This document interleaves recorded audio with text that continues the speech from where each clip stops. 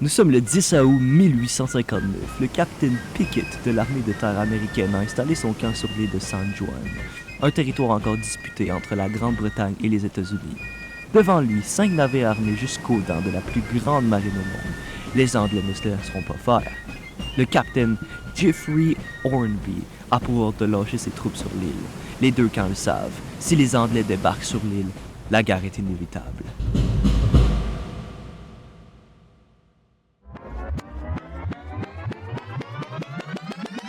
Tout commence en 1918. Les États-Unis d'Amérique commencent à voir l'Ouest comme un territoire rempli de nouvelles opportunités et de changements pour les habitants qui résidaient tout complètement à l'Est.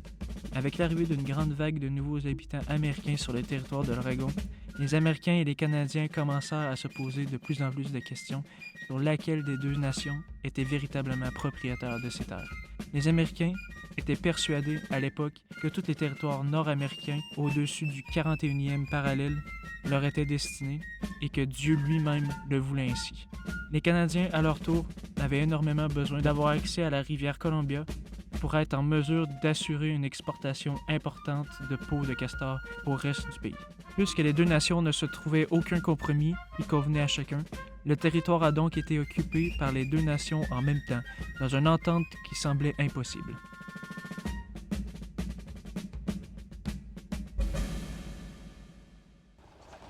Évidemment, après un certain temps, les Américains arrivaient de plus en plus nombreux par la piste de l'Oregon, qui ramenait des gens tentant de se trouver une nouvelle vie dans le territoire de l'Ouest. Ils occupaient un nombre si grand que peu après 1845, la population américaine sur le territoire occupé par les deux nations était de 6 Américains pour un seul Anglais. Sur ce fait si éclatant, les Américains se demandaient alors pourquoi le territoire était encore contesté. Il serait illogique que ces terres reviennent aux Britanniques, car ceux-ci sont beaucoup moins nombreux sur le territoire.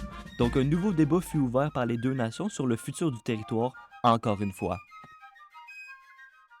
La Grande-Bretagne et les États-Unis parviendront à séparer le territoire de manière concise par l'utilisation du 41e parallèle comme ligne de séparation, en excluant l'île de Vancouver, qui sera gardée par les Anglais.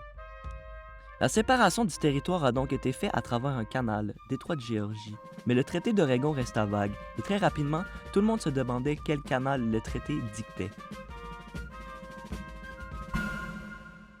Les Britanniques se rendirent vite compte que plusieurs îles sur le canal étaient inhabitées et prirent donc leur chance pour s'installer. Un de ces Britanniques était dénommé Charles Griffin. Charles Griffin s'installa sur l'île en 1853 par l'ordre du général britannique James Douglas, car pour lui, si les Anglais s'installaient sur les îles avant les Américains, les îles devaient leur appartenir. Charles Griffin s'est donc installé sur l'île avec sa ferme de moutons. Celui-ci avait à l'époque un nombre incroyable de 1369 moutons, et entre ces moutons se trouvaient aussi quelques cochons. Les quelques cochons de la ferme de Griffin étaient très importantes à ses yeux, et s'il leur arrivait quelque chose, celui-ci pourrait exploser de rage. Vers la fin des années 1850, une énorme ruée vers l'or dans le nord-ouest des États-Unis a attiré une tonne d'Américains dans le territoire près des îles de San Juan, ce qui attira certains à s'installer sur les îles, car pour eux, les îles étaient définitivement américaines. Un de ces Américains était Lyman Cutler, un jeune homme dans sa vingtaine qui était un peu plus paresseux que la plupart des gens de l'époque. Celui-ci décida de construire sa cabine en plein milieu d'un champ de moutons, en plus de planter des pommes de terre dans son jardin sans construire de barrière autour de celui-ci. On s'y attend, évidemment, les animaux de Griffin sont venus manger ces plantations. Le cochon le plus précieux que Charles possédait était un Berkshire, une race de cochon connue pour gratter le sol et grignoter. Après déjà plusieurs fois où Lyman a dû chasser le cochon hors de sa propriété, celui-ci, pris d'une rage intense, décida de s'en débarrasser une bonne fois pour toutes. Lyman a tiré sur le cochon, le tuant instantanément.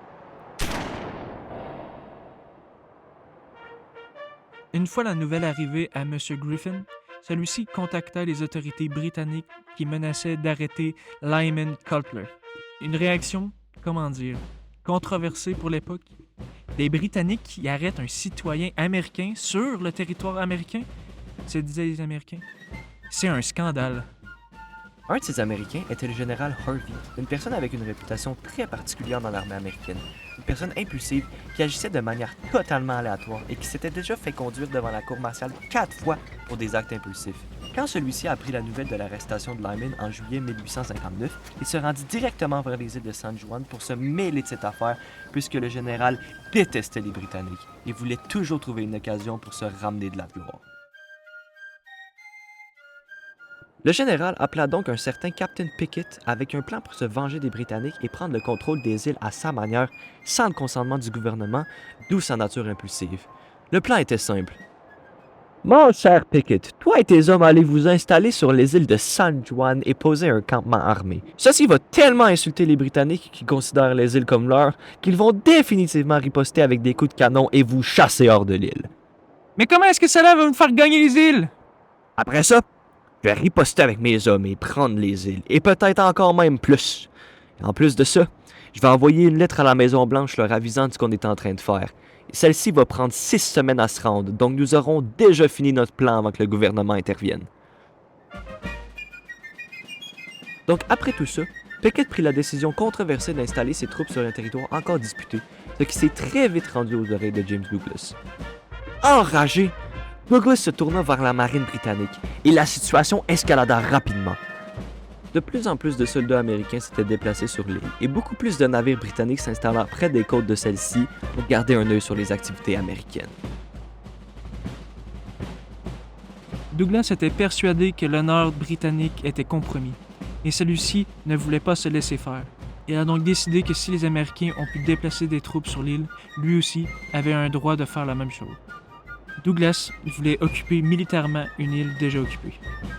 Douglas donne donc l'ordre au Captain Hornby d'envoyer ses troupes sur l'île, mais les deux camps le savent, si les Britanniques mettent le pied sur l'île, le conflit armé va éclater. Les Britanniques ont pour ordre de mettre le pied à terre, alors que les Américains ont pour ordre de prévenir leur débarquement. Ça y est, une guerre entre les États-Unis et le Canada britannique est sur le point d'éclater. Tout ça partant d'un cochon. Vous le savez déjà, mais évidemment, le conflit n'a jamais eu lieu. Finalement, le Captain Hornby de la marine britannique n'a pas suivi les ordres de son supérieur Douglas et a préféré attendre l'arrivée de l'amiral britannique en charge du Pacifique, l'amiral Barons, qui était sur sa voie et qui a tout de suite annulé les ordres de Douglas et terminé le conflit.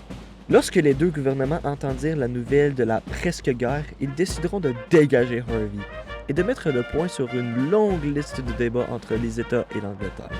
Avec la guerre civile américaine battant son plein dans la même période, le sujet des îles resta sans conclusion claire jusqu'en 1872, où les deux gouvernements décideront de régler le problème en présentant leurs arguments au roi de l'Allemagne et à l'Empire allemand pour trancher la situation une bonne fois pour toutes. Les arguments des États étant présentés avec un peu plus d'enthousiasme, le 25 novembre 1872, les îles San Juan furent déclarées officiellement comme territoire américain et encore aujourd'hui, les îles de San Juan appartiennent aux États-Unis. Pour ce qu'il en est de Charles Griffin, celui-ci avait déjà quitté l'île depuis bien longtemps quand le changement a pris place, et sa ferme fut vendue. À la fin de tout ça, cette guerre n'a techniquement fait qu'une mort, le cochon.